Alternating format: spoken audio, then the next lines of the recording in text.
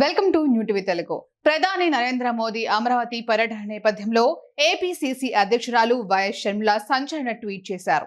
ఈసారైనా అమరావతి కట్టేనా లేక మళ్ళీ మట్టేనా అంటూ ఎద్దేవా చేశారు. 10 ఏళ్ల క్రితం మట్టి తెచ్చి మన నోట్లో కొట్టారని, మన ఆశల మీద నీళ్లు చల్లి వెళ్లారని వైఎస్ షర్మిల ధ్వజమెత్తారు. ఈ మేరకు ఆమె ట్వీట్ సామాజిక మాధ్యమాల్లో వైరల్ అవుతోంది. ప్రధాని నరేంద్ర మోదీ గారు ఈసారైనా అమరావతి కట్టేనా లేక మళ్ళీ మట్టేనా? 10 ఏళ్ల క్రితం మట్టి తెచ్చి మన నోట్లో కొట్టారు, మన ఆశల మీద నీరు చల్లి వెళ్లారు.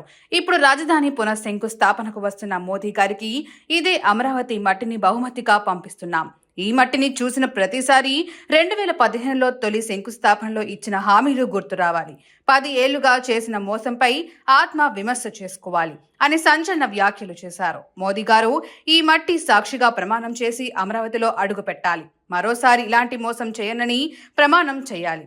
విభజన హామీల్లో రాజధాని నిర్మాణం పూర్తిగా కేంద్రం బాధ్యత. ఆ బాధ్యతకు కట్టుబడి ఉన్నానని, ఢిల్లీని మించిన రాజధాని కట్టిస్తా అని రాసి సంతకం పెట్టాలి.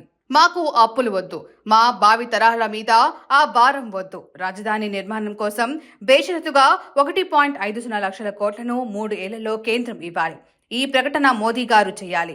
అమరావతి రాజధానికి చట్టబద్ధత కల్పించాలి. అలాగే 10 ఏళ్లుగా అమలుకు నోచుకొని విభజన హామీలపై స్పష్టత ఇవ్వాలని ఆంధ్రప్రదేశ్ కాంగ్రెస్ పార్టీ పక్షాన డిమాండ్ చేస్తున్నాం అని ఏపీసీసీ అధ్యక్షురాలు వైఎస్ షర్మిల కీలక వ్యాఖ్యలు చేశారు.